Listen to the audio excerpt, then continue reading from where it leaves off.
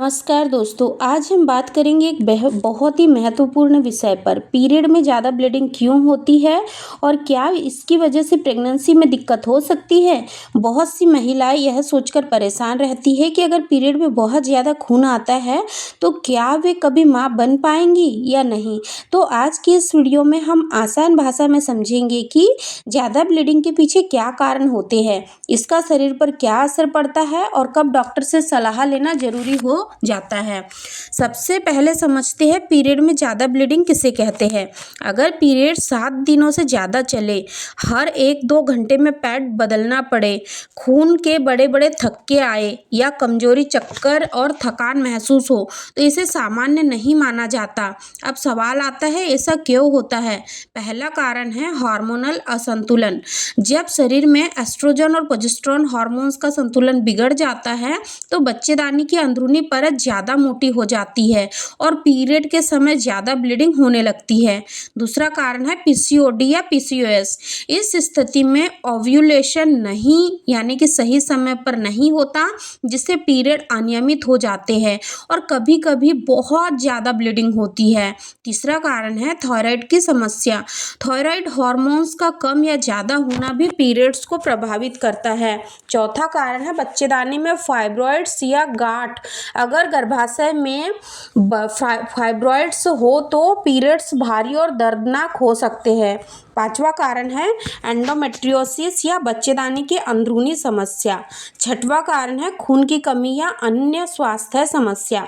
अब सबसे जरूरी सवाल, क्या ज़्यादा ब्लीडिंग की वजह से प्रेगनेंसी नहीं होती। सीधे शब्दों में कहे तो ज़्यादा ब्लीडिंग खुद प्रेगनेंसी को नहीं रोकती, लेकिन इसके पीछे का कारण है वे गर्भाशय में परेशानी पैदा कर सकते हैं। जैसे अगर ओव्यूलेशन सही से नहीं हो रहा, अंडे नहीं बन रहे, हार्मोन बिगड़े हुए हैं या बच्चेदानी में फाइब्रॉइड्स है तो गर्भ ठहरने में दिक्कत हो सकती है। यानी समस्या ब्लीडिंग नहीं बल्कि उसका असली कारण है।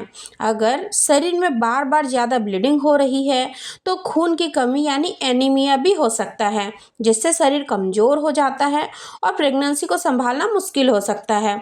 अब बात करते हैं क्या करना चाहिए। सबसे पहले घबराए नहीं, डॉक्टर से जांच कराएं, जैसे ultrasound, thyroid test, haemoglobin test और हार्मोनल प्रोफाइल। हरी सब्जियां, अनार, चुकंदर, दालें और आयरन युक्त भोजन लें। पर्याप्त नींद लें और तनाव कम करें।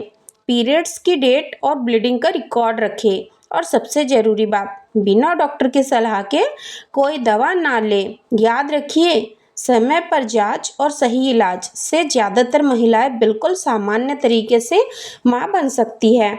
इसीलिए ज़्यादा ब्लीडिंग को नज़रअंदाज ना करें। अगर आप लोगों के साथ भी ये समस्या हो रही है, यानी कि कुछ समय से हो रही है या काफ़ी समय से हो रही है, तो फिर आपको एक बार डॉक्टर से ज़रूर मिलना चाहिए। क्योंकि जब हमें ऐसी समस्या होती है, जब हम ऐसी शारीरिक परेशानियों से जूझ रहे होते हैं, तो इसमें ना केवल हमारा शारीरिक यानी कि शारीरिक समस्या होती है, बल्कि हम मानसिक रूप से भी काफ़ी ज़्यादा परेशान होते हैं। तो बहुत बार ऐसा होता है कि हमें एक्चुअल रीज़न पता नहीं चल पाता है, जिस वजह से हम बहुत परेशान होते हैं, बहुत हताश और निराश हो जाते हैं।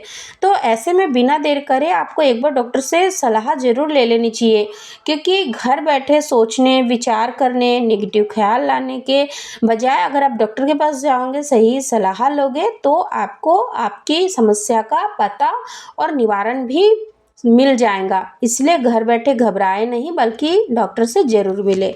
आई रियली होप कि आपको ये ज़रूर क्लियर हो गया होगा कि पीरियड्स में ज़्यादा ब्लीडिंग होने से प्रेगनेंसी होती है या नहीं होती है।